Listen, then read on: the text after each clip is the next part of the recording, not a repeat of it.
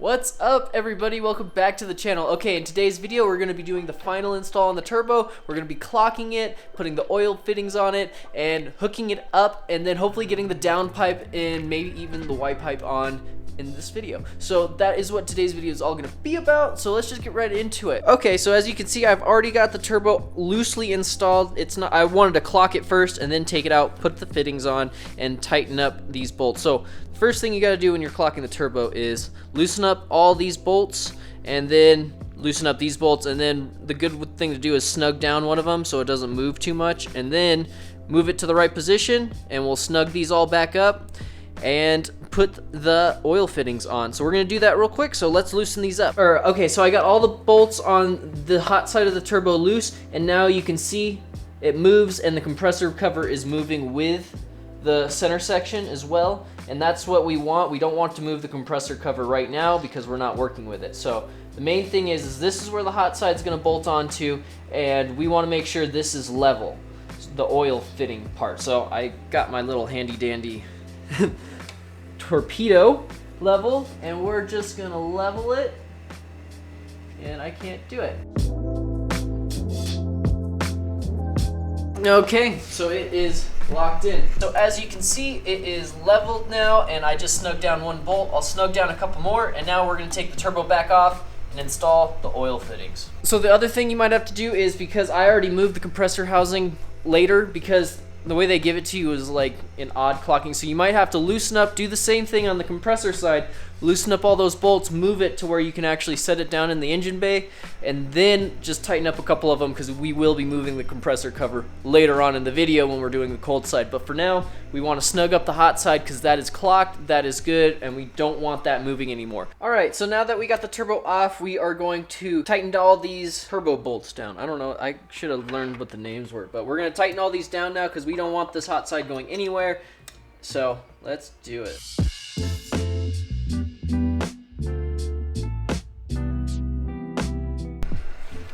Alright, so one of the things I'm going to check real quick is how well their gaskets fit and how well the fittings work too, because I've been running into some fitment issues with these things, and I just want to make sure everything is right. Okay, so the oil feed fits good, so that's okay. Let's see what the gasket looks like. Gasket fits good too. Okay, so that works, and these are the parts we're going to be using. We're going to be using the T4 top feed flange with the little gasket that comes with it, and the 90-degree fitting, T4 fitting, or dash 4 fitting, and then these two Allen key bolts. So I gotta get an Allen wrench real quick. Alright, make sure to clean your surfaces. Okay, so we got our tools, and we want to put blue Loctite on these bolts, if I have any left. And then we're gonna line up all of this. So gasket, then fitting. All right. Then we're gonna put our other one in. This is pretty selfish. So I think these go to 88 inch-pounds. Okay, so that's installed. So now we're gonna get a little bit of thread sealer and seal this bad boy down on the thread sealer lately. That. Whew. All right, so now let's do the bottom. Alright, so that's clean. We're going to check this again to make sure it is right. Okay, that one looks good too. Okay, got our flange. Alright, both the mating surfaces are cleaned now. Okay, and then this fitting, it has a rubber O-ring on it, so it doesn't need thread sealer, but I am going to put just a touch of oil on it, just so it seals a little bit better. Alright, got some oil on my finger. We're going to lube up this O-ring. Alright, just so it's not all dry going in there. There's like no room in there. And that one should just stop threading. Good night. Alright, so the fittings are on. It's ready to be installed onto the header. Alright, so the hardware On3 gives you are these bolts right here, but they the heads are really big. It's hard to fit these guys in. So I bought some grade 8 bolts, and we're gonna use those instead with the nuts that they provided, all these nice locking nuts. So the one thing I was noticing is it's much easier to go from the bottom up and then thread it because of this. You see how close that is to the V-band? That's a nightmare. That is a horrible nightmare to try to get the bolt in. I don't even think you can do it, to be honest, unless you have a shorter bolt, and you can't. This is the shortest bolt, otherwise you won't make it. So from the bottom, pretty much the only way to do it. So that is what we're going to be doing right now, and I am going to be using this gasket for it. So we're just going to give this thing a shot. This is what it came with, and it's ready to go. But first, clean all the surfaces with brake clean real quick. The other thing is I already have the drain hose installed, or it's all loosely installed. I didn't show it going on. I'd rather put this on with the turbo installed instead of fighting this hose, so I already installed it, and I put a little heat wrap on it because it's so close to everything. Let's get this flange cleaned up and get the turbo installed.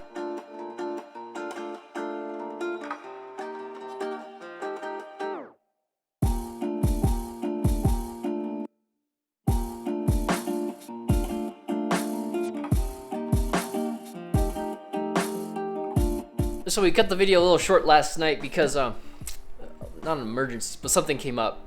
My washer broke, so I had to fix the washer.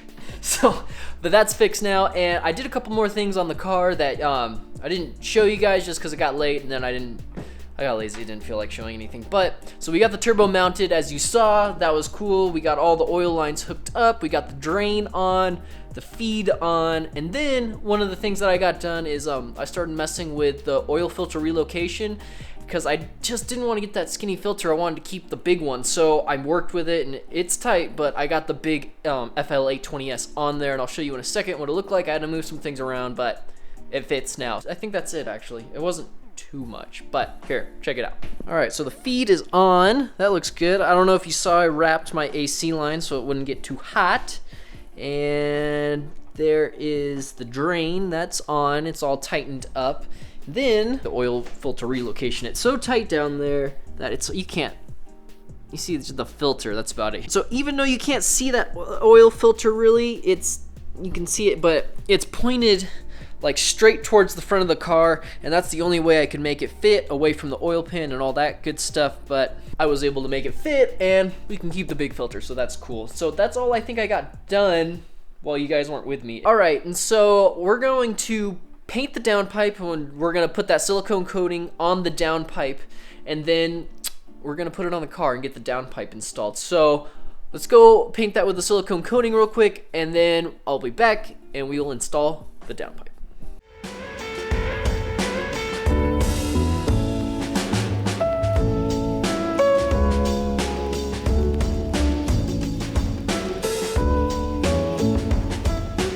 All right, so I've let the downpipe dry for probably like a couple hours now, and it sucks into that coating or that heat wrap pretty well. So I'm gonna try to install it now. And so what we're gonna do is actually come up through the bottom, because the other day I was messing with the downpipe to try to get it in, and I could not make it go through the top. Like, I just couldn't do it. So we're gonna attempt to get it up and through the bottom, and then see if we can get it on here. But we'll see. It might take some finessing. So I'll check back with you once I get it on.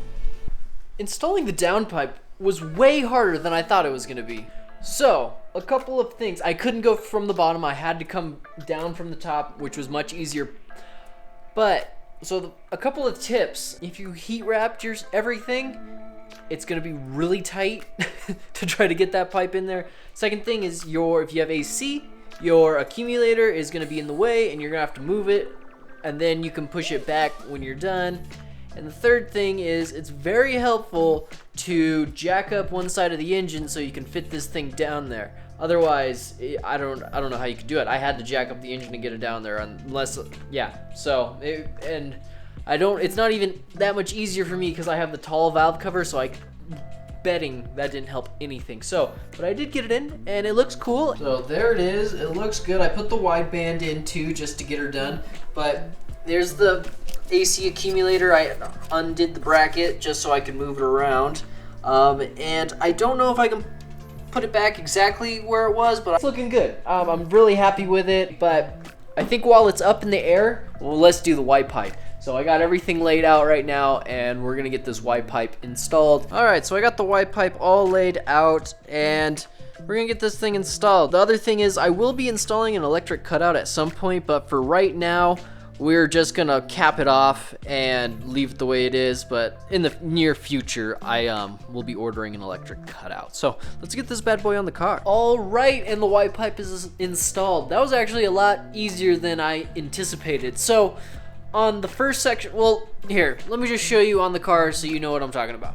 All right, so on the Y pipe, it's broken up into 3 sections, and so I wanted the exhaust as high as it could go so it wasn't hanging down, and I think I did that pretty well. So this first piece has an angle on it. So the V-band on one of this is angled. So one is flush and then the other one is probably like at a small angle. So I put the angled side towards the downpipe and pointed it straight, or as far as up as it would go. So this pipe is, you can kind of see it, so it's pointing up. So then I put the middle section in, and this is how late model restoration had it, pointed towards the outside of the car, and that's just what I did. Maybe later on I'll switch around because it does hang a little bit low because of the bolts or the flange on there. So I really don't know how much I like that. I might flip it up around and make sure it's all the way out of the way. And then you have the actual Y pipe, and it fit on pretty good. So I left all the V-bands loose, and then I messed with it to get it in the right position. So I would recommend everybody doing that. And I also use the jack to hold everything up, like this part especially, and then I tightened everything down, and it sits pretty good. If you're looking at it, it's not too bad. It's just that one flange, and I think I might mess with that later on during this build, but for now it's on there and it looks pretty good. So very, very happy with that result. All right, everybody, we got a lot done in this video. Pretty much all the hot stuff is done. The exhaust, the hot side, I mean, we got all the turbos mounted. We got a lot done in this video. I'm actually really excited about it. So yeah, I feel good. I just feel good. So all right, everybody, that is the end of the video. On the next one, we'll probably start on the cold start side piping and get all that mocked up, ready to go, get this intercooler in. But thank you for sticking around. If you made it this far, please like, subscribe, comment. I appreciate you so much, and I'll catch you guys on the next one. Wonder if all my bad decisions get accounted in the algorithms. No statistician could dissuade me from my bigger vision. I know my occupation's quite an unlikely place in this world to occupy and talk about upon a daily basis. Our information's predetermined by some biased business.